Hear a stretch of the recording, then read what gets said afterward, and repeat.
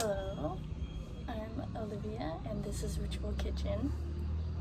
This time, Ritual Kitchen abroad. And today, I'm to make tepache because I am in Oaxaca, Mexico. And tepache is a pre-Columbian drink, fermented beverage that has been around or comes from the Nahua people of central Mexico. And it used to be made with corn, but nowadays it's usually made with pineapple rinds. And since there's plenty of pineapple here, I thought I'd try it out, and there's plenty of heat. And I finally found a place that is quiet enough so that I can make one of these. And so I'm gonna try it out. Basically what it entails is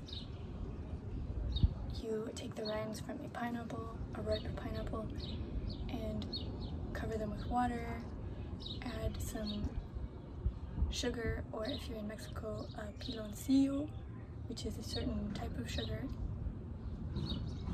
Then you add cinnamon and cloves and let it sit for 12 hours, skim off the foam, and then let it sit for another 24 hours or so, and then it should be ready to try. So I'm gonna give it a shot.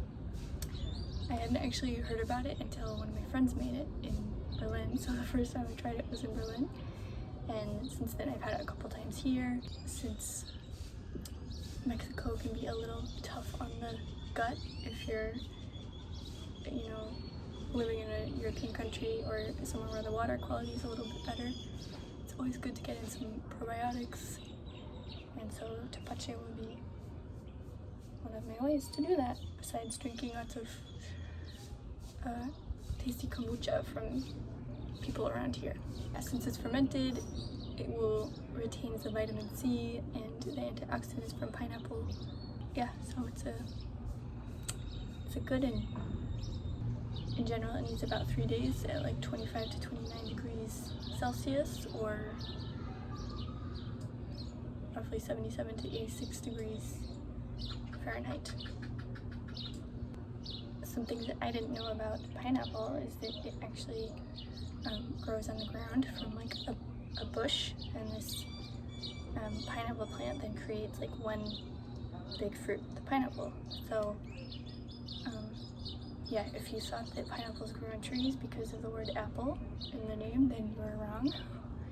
And yeah, that's not the case. They grow on the ground, and they're originally from Brazil and Paraguay, and then were brought to other countries to grow. And if you're in a warm enough country, then you can also simply take the top of your pineapple, so the head of the pineapple, and then you can propagate it in water and let the roots develop, and then plant that, and then you've already got your new pineapple plant baby. So pretty cool. One of the other cool things about the pineapple is that it is one of those plants that grows according to the Fibonacci sequence. So if you haven't heard of the Fibonacci sequence before, it's a sequence of numbers where each number is the sum of the two numbers that were before. And so it starts with 0 and 1, and then this number sequence creates the golden spiral, or the golden ratio, which is kind of a perfect ratio that is used or can be found in a lot of art and in a lot of nature, and in the curve of a wave. So pineapples also grow in this pattern, or in this sequence of numbers. You can also find the Fibonacci sequence in the way that certain branches spread out, or in the way that, or how many leaves are on a stem. Pine cones as well, it's similar to pineapples.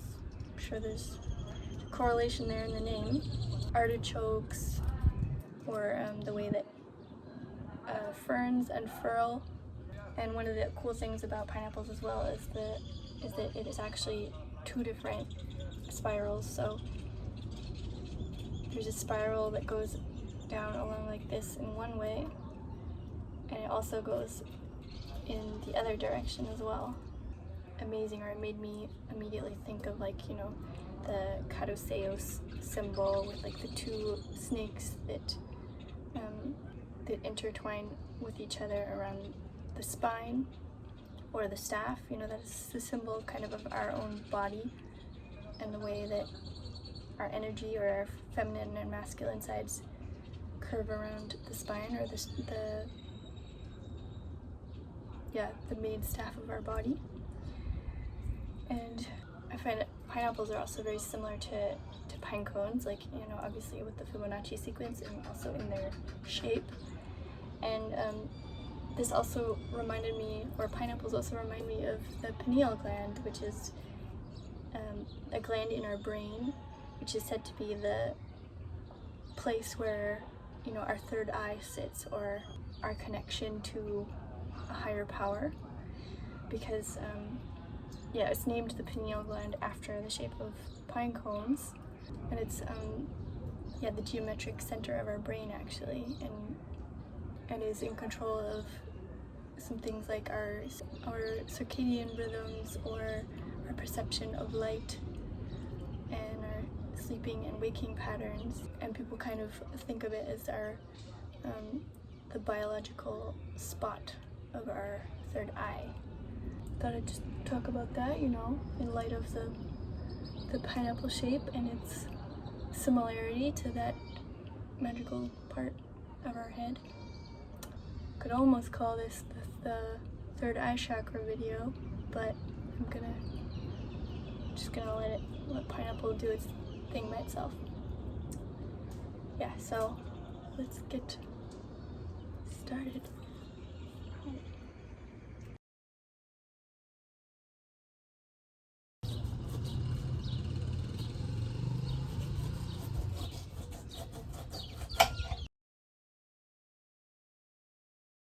This is what the piloncillo looks like. So I need about a cup of this for one pineapple, or a pineapple's worth of rinds. So like this much. Okay, so I have my container with the rinds. I'm putting in the sugar, and I'm hopefully gonna stir it up a bit.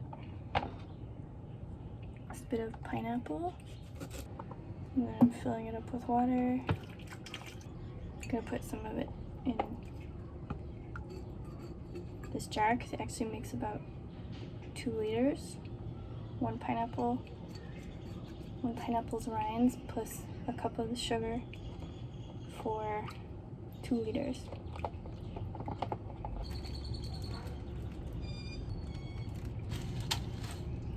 Okay, so I'm putting like 2 cloves into each container, and then cinnamon,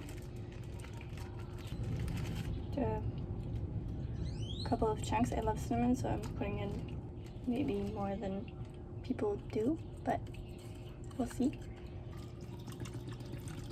Okay, so here I have my Tepache number 1 and Tepache number 2. So I will check up on these in like 12 hours, skim off any foam that there is, and then leave them again for like another 12 to 24 hours. And then they'll be ready to drink. And I'll have a tasty, fermented, tropical beverage made in a tropical place. Yeah, I will do an update when it's finished, and then we're ready to go. Okay, so that was my little pineapple tepache intro. Stay tuned for the results, and if you enjoyed it so far, then please like and subscribe, or send it to a friend. And thank you for watching up until now. And I'm gonna go head to the beach now and enjoy the sunset while I am still in this magical place. And yeah, that's it. My tepache is ready to go. It's been doing its thing for 3 days, bubbling, foaming, etc. I took the foam off of it a couple times, and now I'm gonna strain it and put it into bottles. This is the color, golden hue, and it smells very yeasty, like almost like beer, but it's really tasty.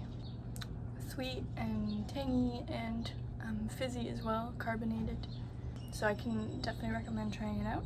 It may take a bit longer if you're in a colder climate, not just 3 days, but it's definitely super tasty. And I'll see you next time.